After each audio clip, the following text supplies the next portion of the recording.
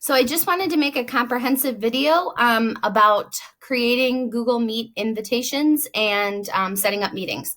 So I'm actually going to go into, let's say, June when there's not a lot going on. I'm going to click on the day. I'm going to left click. No. Yes. Left click. So click with my index finger. I'm going to set an appointment name.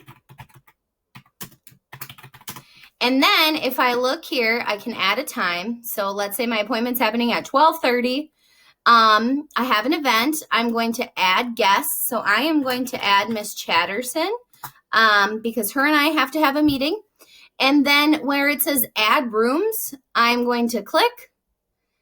These are the possible rooms that I can add that are in the Beaver Dam Unified School District options. I could also probably put middle school, let's say middle school office if her and I are having a meeting there, or maybe I say middle school LMC for Library Media Center, or I could just put room 304 as that is my classroom.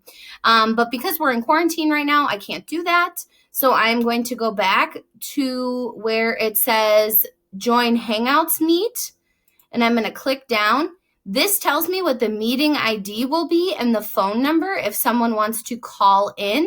And then I can add a description. So I can say meeting to discuss concerns about modifications for fall.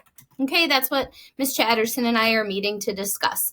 And then on here, I can say, let's say it's a meeting that I want to have all my students involved in.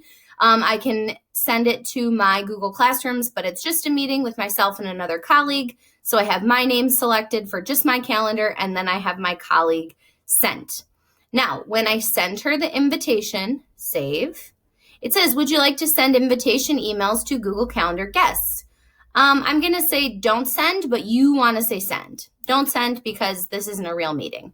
So now my appointment shows up on my calendar, so I click on it. When the appointment is coming up, I am able to click on Join Hangouts Meet, and when it loads, it takes me right to where my meeting is happening. So here you can see me on both screens, which is a lot. Where it says ready to join, it says no one else is here. That's because nobody else has clicked on the link yet. So I can click join now because I am starting the Google Meet. There's currently nobody else in here. So wow, that's a lot of me. I'm going to turn my camera off. The options to turn things on and off are on the bottom. So I can turn on my camera, I can turn off my camera, turn on my microphone, turn off my microphone. You'll notice it also tells you at the top above my picture whether or not the microphone is on or off. Now, the important feature to point out here is actually on the bottom. There's a couple of features to point out, so I want to make sure you can see them. Present now, when you click that, it allows you to share your screen, so either your entire screen or simply a window. You can turn on captions so that the conversations are being typed out along the bottom, and people who might be hard of hearing or maybe having some technology issues and cannot hear you can still read what you are saying. So that's nice as well. Now, one of the features that we do need to follow as we are in this period of time in quarantine and in digital distance learning comes in the more options menu. So we want to click where it says record meeting. We are going to record this meeting. It says ask for consent. Recording a meeting without the consent of all participants may be illegal and actionable.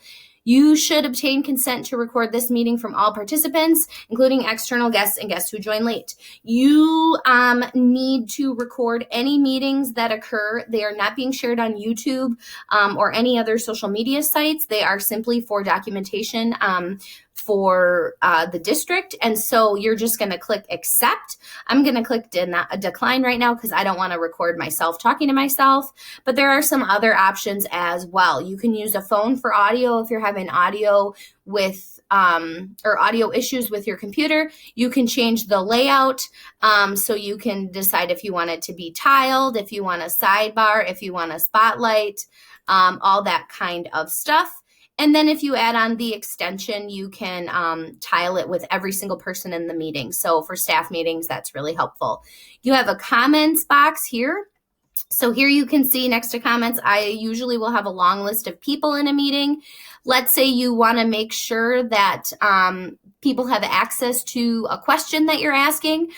For example, if you're meeting with several students, you might want to send an agenda in the chat, or you might want to say something along the lines of, I want to come back to this later, and put it in the chat. Those are some pretty common uses for the chat. So I hope that this was helpful for you. And if you have any questions, feel free to email me, kealtya@bdusd.org. Thanks.